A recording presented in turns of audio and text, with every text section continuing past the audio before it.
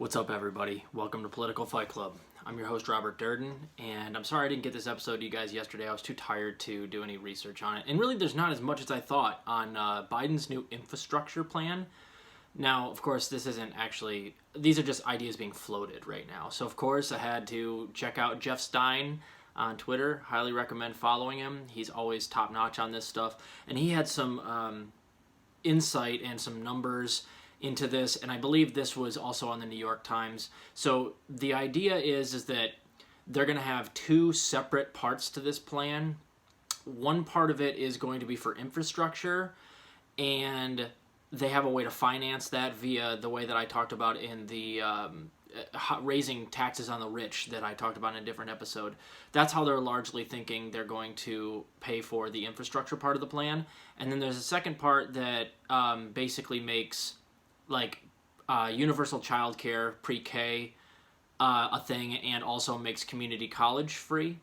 Now, the bill is looking to cost something like $3 trillion, and there's already been numerous, Senate Democrats who always vote Republican, like Manchin, like Sinema, like John Tester, that have already said that they will vote down any type of infrastructure bill if it increases the deficit, which is ridiculous. I hate deficit hawks. They don't know what they're talking about. The deficit does not matter.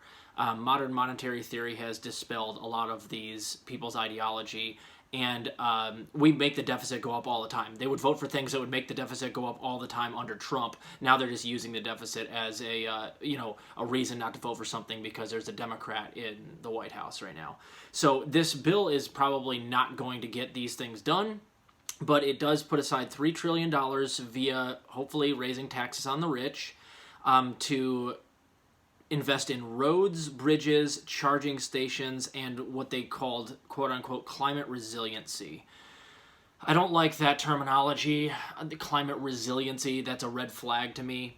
That tells me that they're already giving up on trying to halt climate change and instead are just thinking about making minor tweaks around the edges that will make it easier for us to withstand the outcome of climate change, which is the absolute worst thing to do. If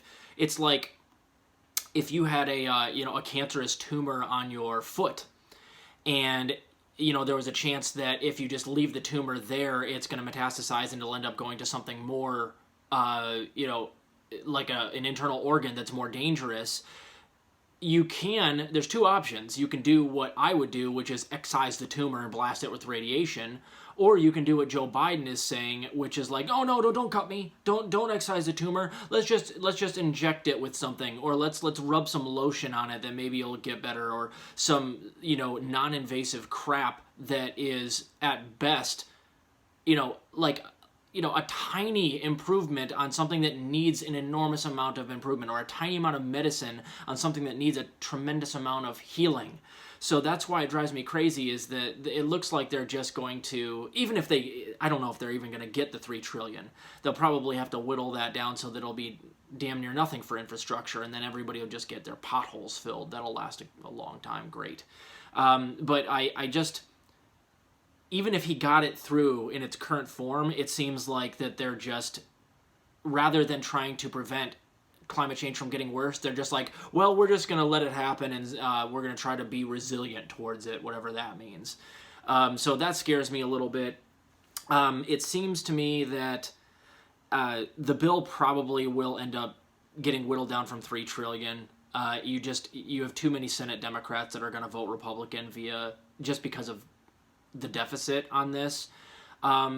But I think you can still get something like this passed. What scares me, though, is that, again, they're aiming so low that this is one of those infrastructure bills that it could be great if they aimed for something like the Green New Deal, because they would end up hitting something that's like the bill that they're talking about now. But instead, Joe Biden and the Democrats are so weak on this, and they're such bad strategists, or wink, wink, they know what they're doing. They go in there and they aim low so that the Republicans can aim lower, and the Democrats will get a small victory where it'll be like a $1.2 trillion bill instead of a $3 trillion bill, and the infrastructure will change so little and be updated so little that you and I, everybody that just drives on the roads and the bridges every day, won't even notice a difference.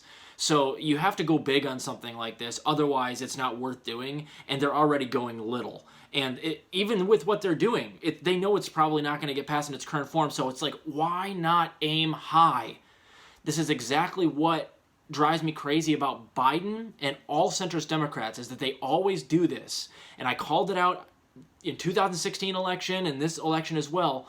You have to have somebody in there that's willing to aim high, like Bernie, so that maybe you meet in the middle, but you've dragged the Republicans your direction, towards the left, towards the more humane thing to do, and you end up getting bills like this passed because you aim for the stars, you hit the moon, and Biden will automatically always go in there with both hands tied behind his back on purpose, aim for the lowest thing that he possibly can, allow that to get whittled down, and so we get really nothing done, and then they'll do another goddamn, victory lap around the U.S., him and Kamala, about how they're so great that they got a $900 billion infrastructure plan done, which basically means that we're just going to get potholes filled. So I don't like that this bill is aiming so low. I don't like that this is what Democrats always do, neoliberals always do. They always aim for something that they know can't get done anyway, because they're not going to get the Republican votes on anything you put up. It's just because it was crafted by Democrats, you're not going to get their votes. So you're always going to be meeting in the middle, and they aim so low. So we're not going to get a good infrastructure bill. It would be cool if we got universal pre-K and community college, but again, the Republicans won't allow it. It's a PR stunt for the Democrats, so they can say, we try to get universal college. It's what they'll say. They'll frame it that way, as if they were trying to push for 4-year degrees at state colleges like Bernie. But no, they want community college. They'll end up with nothing. They want universal pre-K. I don't think they'll get that either. But they want to be able to say they tried. So it's a bad bill, or even in its current form, if this is how it turns out, and I trust Jeff Stein, I do, they're going to get damn near nothing done, and it'll take them months to do it, and after they're done with it, they'll do a goddamn victory lap and pretend like they're FDR. And in fact, I read the article about this on CNN that was claiming that this bill is about to be like FDR-like infrastructure bill. Could you guys possibly stroke Biden anymore? This is closer to Hoover, or closer to, Obama didn't really do it. This is not anything like FDR. You have to double all of the tax rates in there, like the corporate tax rate and the top marginal tax rate that he's proposing, for it to even be close to FDR.